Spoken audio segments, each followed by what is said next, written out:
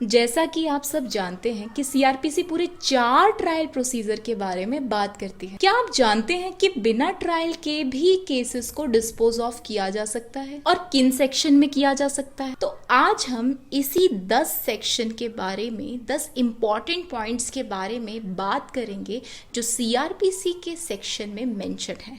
So welcome to judicial crux everyone. Screen में दिख रहे ये 10 इंपॉर्टेंट पॉइंट्स जो कि सीआरपीसी के सेक्शंस हैं, आज हम इसी के बारे में डिस्कस करेंगे। जो भी स्टूडेंट स्क्रीनशॉट लेना चाहते हैं वो ले सकते हैं।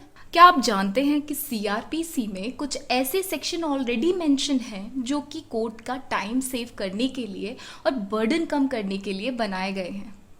10 पॉइंट जानने से पहले एक नज़र हम नॉर्मल ट्रायल प्रोसीजर के बारे में जानते हैं।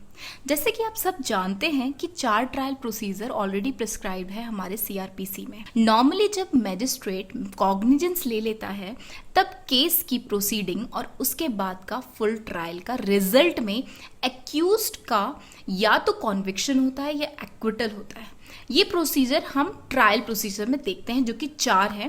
Trial before court of session, trial of warrant case by magistrate, trial of summon case by magistrate या summary trial, fourth one. But जब हम बात करें बिना किसी ट्रायल के केस का निपटारा होने का, तो कौन कौन से सेक्शन है, अब हम 10 पॉइंट के बारे में बात करेंगे। पहला सेक्शन 468 ऑफ द सीआरपीसी, मतलब criminal proceeding barred by limitation.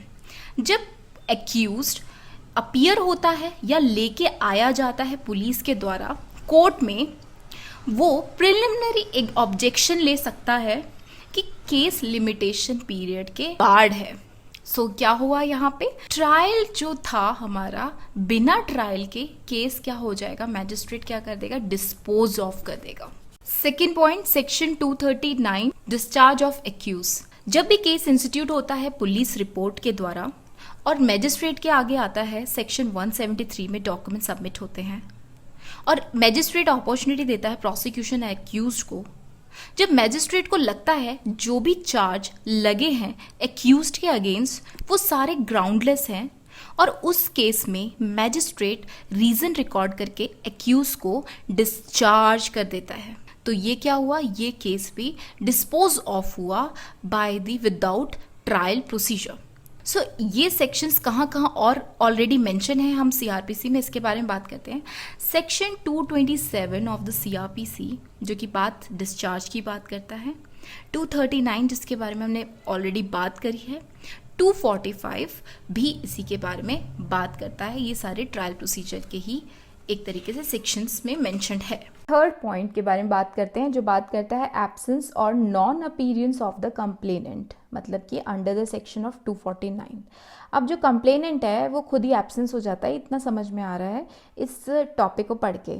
अब क्या है इसके बारे में ये जानते हैं कि कोई भी वारंट केस जो कि कंप्लेंट केस के थ्रू इंस्टीट्यूट हुआ है, जिस दिन भी केस की हियरिंग की डेट फिक्स होती है, कंप्लेनेंट खुद एब्सेंट हो जाता है।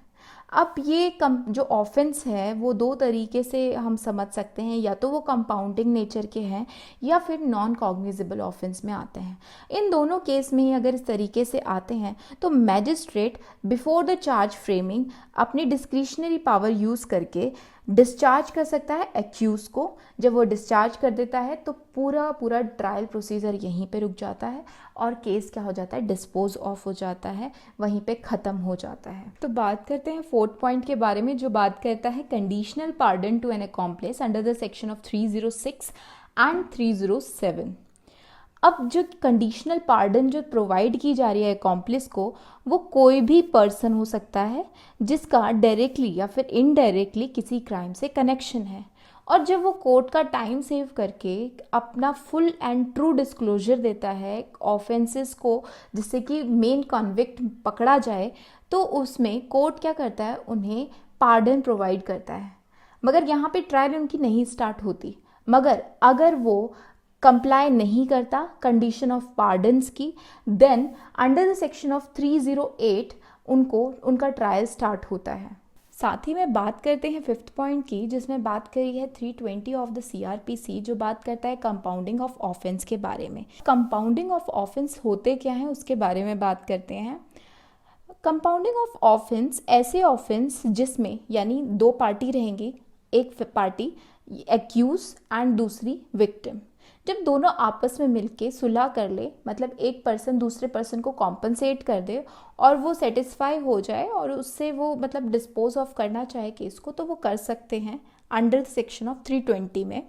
अब दो कंडीशन रहेगी, या तो वो with permission of the court की बात होगी, मतलब कि आप कोर्ट की परमिशन लेते हैं, और दूसरे में आप बिना परमिशन लिए भी आप केस को क्या कर सकते हो, कंपाउंडिंग। जो case without the permission of court रहेगा, मतलब कि बिना परमिशन लिए कोर्ट के आप जब कंपाउंड करवाना चाहते हैं वो केस, तो वो कुछ माइनर नेचर के होंगे, जैसे कि जो सेक्शन हमारे प्रोवाइड कर रखे हैं वो माइनर नेचर को डेजिग्नेट करते हैं।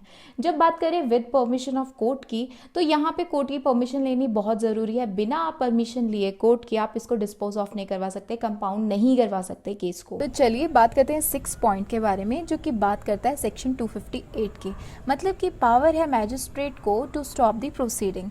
किसी भी सम्मन केस में जो इंस्टीट्यूट हुआ है, या तो इंफॉर्मेशन टू मैजिस्ट्रेट या फिर पुलिस रिपोर्ट से, तो जुडिशियल मैजिस्ट्रेट फर्स्ट क्लास या फिर जुडिशियल मैजिस्ट्रेट, अगर वो चीफ जुडिशियल मैजिस्ट्रेट से प्रीवियस सैंक्शन ले लें, तो वो किसी भी स्टेज में विदाउट प्रोनाउंसमेंट ऑफ जजमेंट किसी भी प्रोसीडिंग को स्टॉप कर सकते हैं। तो इसमें आगे ट्रायल की ज़रूरत नहीं है, केस क्या हो गया, ऑटोमेटिकली अपने आप डिस्पोज ऑफ हो गया। अब बात करते हैं 7 पॉइंट के बारे में, जो कि बात करता है सेक्शन 300। अगर पर्सन एक बार कॉन्विक्टेड हो जाए या एक्विटेड हो जाए, दोबारा उसी ऑफेंस के लिए उसे ट्रायल नहीं कर सकते। तो इस सेक्शन में प्रिंसिपल लगता है ऑट्रे फॉर कॉन्विक्ट और ऑट्रे फॉर एक्विट, जो कि सेक्शन में अप्लाई होगा। और इस प्रिंसिपल को कॉन्स्टिट्यूशन ने फंडामेंटल राइट में भी रिकॉग्नाइज किया है, जो आप देख सकते हैं। तो चलते हैं 8 पॉइंट पे, जो बात करता है सेक्शन 257 ऑफ द सीआरपीसी, मतलब कि विड्रॉल बाय कंप्लेनेंट। अब यहाँ पे ये सम्मन केस का ट्रायल है, जो कि सेक्शन बात करता है कि अगर कंप्लेनेंट फाइनल ऑर्डर पास होने से पहले मैजिस्ट्रेट को सफिशिएंट ग्राउंड से सेटिस्फाई कर दे विड्रॉल के लिए केस का, तो जो भी अगेंस्ट में एक्यूज है, तो मैजिस्ट्रेट के पास पावर है कि वो विड्रॉ कर सकता है। मगर यही केस अगर हम बात करें कंप्लेनेंट की, जो कि वारंट ट्रायल में बात करें, तो कोई भी मैजिस्ट्रेट उस केस में विड्रॉ नहीं कर सकता। ये बताता है हमारा सेक्शन 224 ऑफ द सीआरपीसी। अब बात करते हैं और विड्रॉल के केसेस के बारे में, जो कि सेक्शन 321 भी बात करता है विड्रॉल बाय प्रोसिक्यूशन या फिर फ्रॉम प्रोसिक्यूशन। यहाँ पे बात करते हैं पब्लिक प्रोसिक्यूटर या फिर असिस्टेंट पब्लिक प्रोसिक्यूटर, जो इंचार्ज हो केस की, कोर्ट की कंसेंट से किसी भी टाइम मगर जजमेंट प्रोनाउंस होने से पहले विड्रॉ कर सकते हैं अपने प्रोसिक्यूशन केस को। अब बात करते हैं 10 पॉइंट के बारे में, जो बात करता है abatement of proceeding on the death of the accused. इसके बारे में कोई भी स्पेसिफिकली कोई भी सेक्शन मेंशन नहीं किया गया है। वैसे तो सीआरपीसी मतलब क्रिमिनल प्रोसीडिंग का अल्टीमेट ऑब्जेक्ट एक्यूज को पनिश करने का होता है, मगर जब क्रिमिनल प्रोसीडिंग एक्यूज के डेथ से रुक जाए तो उसके बाद उसकी प्रोसीडिंग मीनिंगलेस होगी। ये पोजीशन अभी भी स्पेसिफिकली हमारे सीआरपीसी में नहीं दिया गया, इसीलिए हमारे पास इसका कोई सेक्शन नहीं है।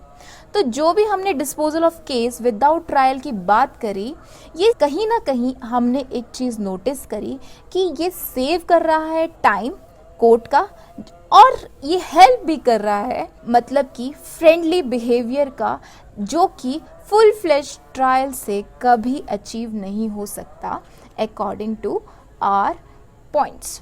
सो ये 10 पॉइंट आई होप आपकी हेल्प करेंगे सीआरपीसी को और भी अच्छे से अंडरस्टैंड करने के लिए। इसी के साथ वीडियो को प्लीज़ लाइक कीजिए, शेयर कीजिए, सब्सक्राइब करें, और हमारे इंस्टाग्राम टेलीग्राम में आप हमें फॉलो कर सकते हैं, और जो कि जुडिशियल क्रक्स के नाम से है। धन्यवाद।